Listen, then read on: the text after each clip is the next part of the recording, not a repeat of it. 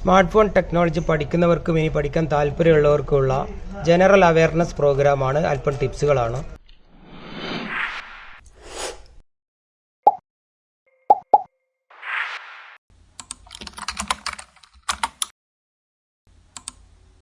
കുഞ്ഞ് PCBകളും അതുപോലെ മദർ ബോർഡും ചെറിയ SMD കമ്പോണൻസുകളൊക്കെ സോൾഡർ ചെയ്യണ മൈക്രോ സോൾഡറിംഗ് സ്റ്റേഷനെ കുറിച്ച് കഴിഞ്ഞ എപ്പിസോഡിൽ പരിചയപ്പെടുത്തി.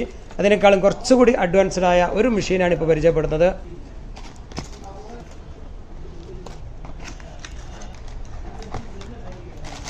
അതിൻ്റെ ടിപ്പ് അങ്ങനെ ടിപ്പ് വേറെ ഇരിക്കുക, നമ്മൾ ഇട്ട് കൊടുക്കുക വേണ്ടത്.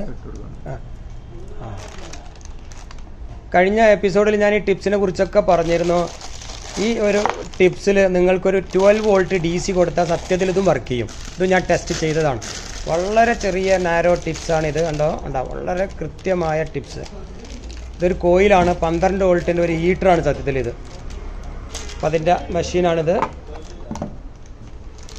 ഇതിൽ എത്ര വേണമെങ്കിലും നമുക്ക് ഇതിൻ്റെ ചൂട് കൂട്ടാൻ കുറയ്ക്കാം. ഇതിൻ്റെ അയണ് ഇതിൻ്റെ അയണ് ഇതിലിടാം അല്ലേ? ഓക്കെ അതിൻ്റെ കണക്ഷനുള്ള അവിടെയാണ്. ഇത് എടുത്ത ഇതിൻ്റെ കണക്ഷൻ ഇതിൽ വരണം. ഇതാണ് ഇതിൻ്റെ കണക്ഷൻ. ഉണ്ടോ? ഈ 2 പോർട്ടാണ് ഇതിൻ്റെ കണക്ഷൻ വരുന്നത്. നേരെ ഈ സോക്കറ്റിൽ വെറുതെ അങ്ങോട്ട് പ്ലഗ് ചെയ്താൽ മതി അല്ലേ? അപ്പോൾ ബിറ്റ് മാറ്റാൻ വളരെ എളുപ്പമാണ്. ഈ ബിറ്റ് സെപ്പറേറ്റ് കിട്ടില്ലേ?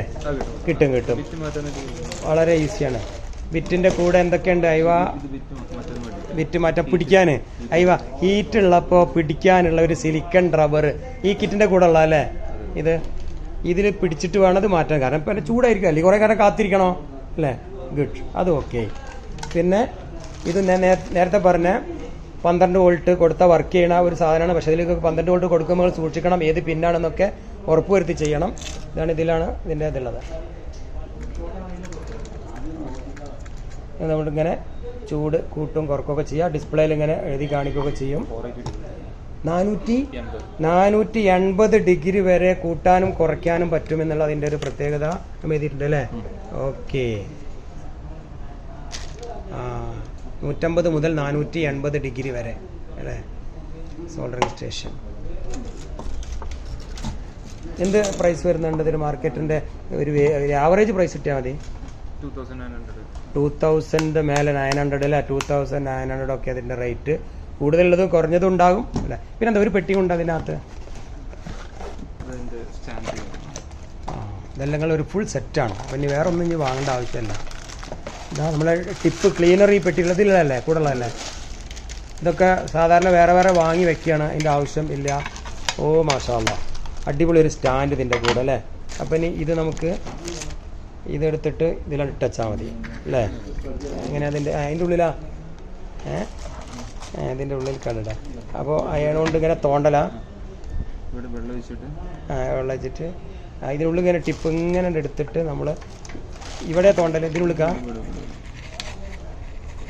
അങ്ങനെ ഇട്ട് വെക്കും. അയണ് നമുക്കിങ്ങനെ ക്ലീൻ ചെയ്യാൻ വളരെ എളുപ്പമാണ്, ഇങ്ങനെ തുടയ്ക്കാൻ. പിന്നെ ഇതിൽ വെള്ളം വെച്ചിട്ട് ക്ലീൻ ആക്കാനും ഇവിടെ ഇങ്ങനെ തുടയ്ക്കാനും. അത് കഴിഞ്ഞിട്ട് ഇവിടെ തന്നെ വെക്കുക. വളരെ പ്രൊഫഷണലായ ഒരു സംഭവം. ഓക്കെ.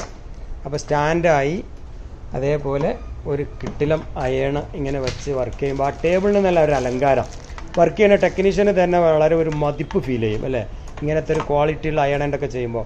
അപ്പോൾ വില പിടിപ്പുള്ള 10,000, 50,000, 1,00,000 ഉറുപ്പ്യൊക്കെ മൊബൈൽ ഫോണ് അതൊക്കെ റിപ്പയർ ചെയ്യുന്ന ടെക്നീഷ്യനെ സംബന്ധിച്ചിടത്തോളം ഒരു 100 രൂപ, 500 രൂപ, 1000 രൂപയുടെ ടൂൾസ് ആണോ ഉപയോഗിക്കേണ്ടത്? അല്ലല്ലോ. അവിടെ ഒരു കുറച്ച് വില കൂടിയ ക്വാളിറ്റിയുള്ള ഇത്തരം ടൂൾസുകളൊക്കെ നമ്മുടെ ആപ്പിളിനും ആൻഡ്രോയിഡിനൊക്കെ യൂസ് ചെയ്താൽ തന്നെ നമ്മുടെ കസ്റ്റമേഴ്സിന് തന്നെ നല്ലൊരു മതിപ്പായിരിക്കും. ഈ ടെക്നീഷ്യൻ ആൾ കൊള്ളാമല്ലോ. നല്ലൊരു ഹോസ്പിറ്റലിൽ പോയാലും സാധാരണ ഒരു ക്ലിനിക്കിൽ പോയാലുള്ള വ്യത്യാസം എന്തായിരിക്കും? അവിടെ എക്സ്റേ മെഷീനും സ്കാനർ മെഷീനും എല്ലാം ഉണ്ടാകും. ഡോക്ടർമാർ വേറെ തന്നെ, റേഡിയോളജിസ്റ്റ് വേറെ തന്നെ ഉണ്ടാകും. എന്നാ പോലെ നമ്മുടെ സ്മാർട്ട് ഫോൺ ടെക്നോളജിയിൽ എല്ലാം ഒരു ഡോക്ടറെ കീഴിൽ കൊണ്ടുവരിക എന്നുള്ളതാണ്. ഏതായാലും അടുത്ത നല്ലൊരു ടിപ്സുമായി പുതിയ ടെക്നിക്കൽ ഇൻഫോർമേഷനുമായി വീണ്ടും അടുത്ത എപ്പിസോഡിൽ കണ്ടുമുട്ടാം.